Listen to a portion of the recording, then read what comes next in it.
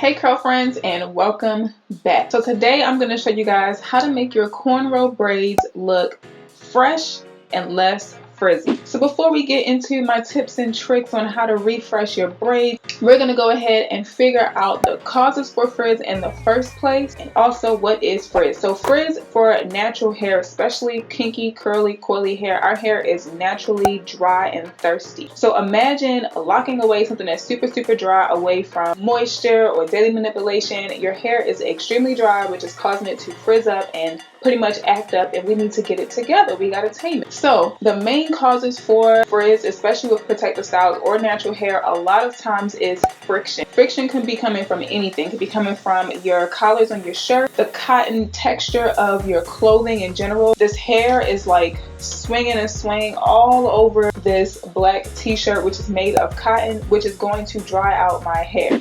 It can come from not sleeping with a satin bonnet at night, leaving your hair exposed to your cotton pillowcases or sheets, comforters, anything. Your hair is pretty much just rubbing up against these really rough materials, which is causing it to frizz up and act up against that dry texture. So your hair is rubbing on t-shirts, collars, car seat, your bed sheet, pretty much anything that you come in contact to. So if you go to sleep, you want to go ahead and grab you a satin bonnet. That's number one. You should own a satin bonnet, scarf, or pillowcase, whichever works for you. I don't really mess with the pillowcases because I will get whiplash. I sleep like I'm fighting ninjas at night. I don't have time for no pillowcases and falling off the bed type thing. So I opt for the bonnets as well as the scarves at nighttime. The ends of your hair tend to frizz up the fastest more than anything because of your shirts and clothing and things that the ends of your hair are exposed to. Remember, they are the oldest part of your hair compared to your new growth, so they will be a lot more thirstier. They're a lot more fragile and prone to breakage and damage and frizz. Think of the ends of your hair as like the old heads, and your new growth is like the new kids on the block. The new kids on the block, they can actually handle all of that. Old heads, not so much. Since we've gone ahead and covered the causes, let's jump right on into the solutions, which you guys really came here for. So if you just got your braids installed and you haven't done anything to your hair yet, you're just trying to figure out what you're going to do to maintain it each night, this is definitely going to help you. Like I said, get a satin scarf or bonnet, invest in one. It doesn't have to be a super expensive one. This is more on the low end, I would assume. I got this at like a hair show. It's like a normal scarf, and I just tie it up. Now I make sure to tie it from back to front. That way I'm covering up the nape of my head. I sleep on my back as well as my sides at night, so I want to make sure that I'm covering all of that. I'm not too concerned about the front because, let's be honest, who's suffocating themselves at night laying face forward on the pillow? So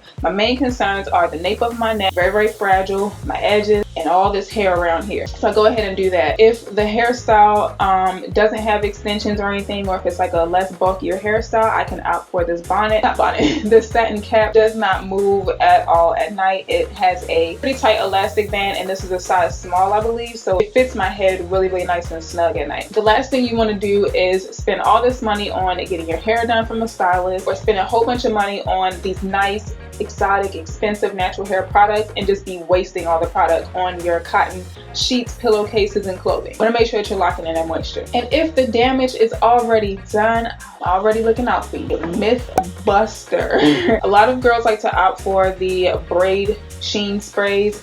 These are not moisturizers. They are great products, but they are not moisturizers. You don't want to opt for this for a moisturizer at all because it does not moisturize your hair. Let's get that straight. It is a sheen spray, a hair polish, a braid sheen spray. They are used as the final step to your hairstyle. It pretty much is going to mimic the natural luster that's already in your hair to give people the illusion of nice, fresh, freshly done hair. It's not going to put in any kind of moisture, doesn't have any kind of benefits to it. It's just kind of like that last finishing touch, make things look nice and pretty and polished. But they do serve their purpose.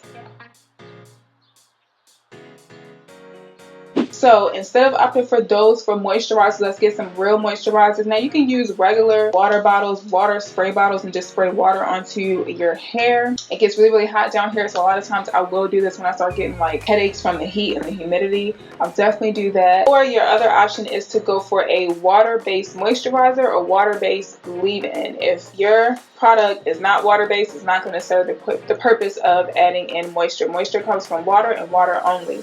But these products, leave-ins and moisturizers, they'll have pretty much like an all-in-one. They're like everything that you need all in one bottle. Are a little more pricier than, you know, basic moisturizers because it's like an entire solution all in one, a 2-in-1. And these leave-in or daily moisturizing sprays are great for the girl on the go that doesn't have time to be sitting there, you know, spraying, you know, leave-in, oil and all the extra stuff. It's naturally going to have, you know, all that stuff in these formulas. The leave-in that I love to use is the Macadamia Professional Leave-In Protein Treatment. I love this thing. It's great for new growth. It has no sulfates and it's free of gluten. And as far as my daily moisturizing spray, this is from a small black owned business. It's called Patsy Girl, and this is everything in a bottle, all natural ingredients. So I love using this on a daily. So you're pretty much practicing the LOC method to lock back in the moisture on your protective style. You just put in the moisture. Now you want to lock and seal it in so that it does not escape.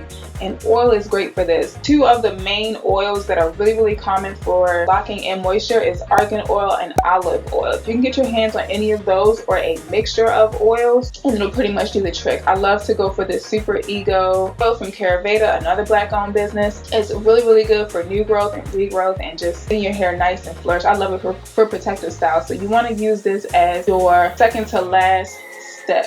Don't forget your scalp when you're using this oil. You want to make sure that you're getting everything nice and coated with this oil because it's going to protect your hair from any kind of heat damage from the sun rays and humidity. It's going to lock in that moisture so it doesn't escape. Mousse. Mousse is like the key to frizz. If you have any kind of frizz going on, any kind of flyaways, which is really common for protective styles, is like the main factor as to why we take down our protective styles early is the frizz. You can definitely get away with some mousse. I'm using the Lotta Body coconut and shea oils wrap me foaming mousse. You need some type of foaming solution that's going to set your hairstyle into place. You want to make sure that it's going to set all those flyaways down nice and flat. I like to take things a step further and use a cap, put it over the head, something that's nice, tight, and snug that is satin so that it does not soak up all the moisture and, you know, waste your time. Use a blow dryer, hit it with the blow dryer real quick just to make sure that everything is, you know, semi-dried, a little damp. Just set the whole thing into place and you're pretty much good to go. As you guys can see, most of my frizz is pretty much gone at this point. Mousse is great for setting your styles and not having to worry about flaking or leaving back any kind of cast when you're done with it. And last but not least, y'all favorite, the Braiding Spray. This is going to polish everything and it's your last and final step to make everything be finished. It's like putting sprinkles on a cupcake.